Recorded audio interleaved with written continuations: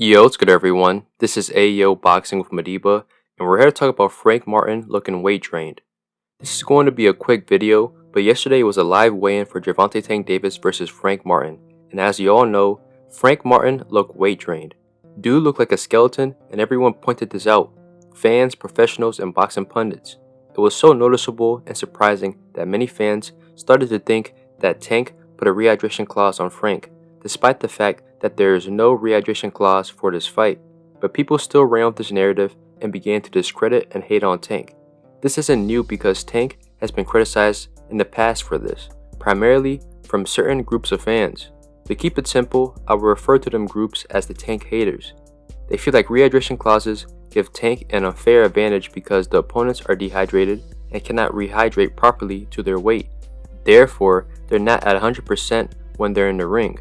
While Tank can fight at his own weight and is 100% comfortable when it comes fight night, they feel like it's cheating and that Tank can only win with unfair advantages on his side.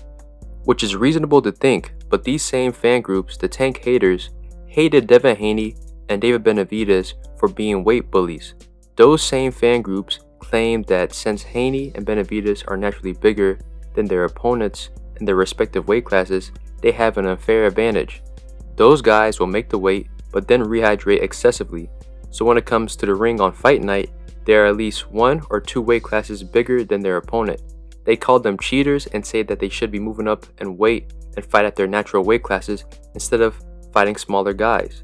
These certain fan groups celebrated when Haney lost to Ryan, claiming that Haney cannot beat someone his size.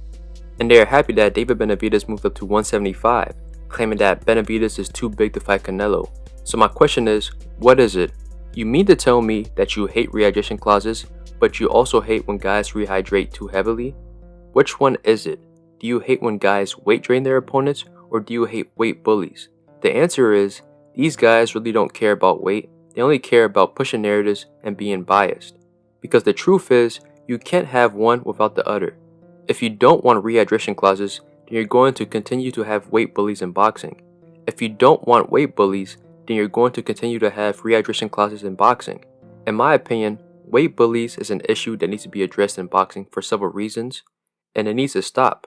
And to do that, rehydration clauses are a solution, but your average boxing fan lacks critical thinking skills, so they won't make that connection and will just pick whatever suits their narrative and agenda. But who knows, this is boxing, anything can happen. But thank you for tuning in with AEO Boxing with Madiba. Like, subscribe, and more content's coming your way.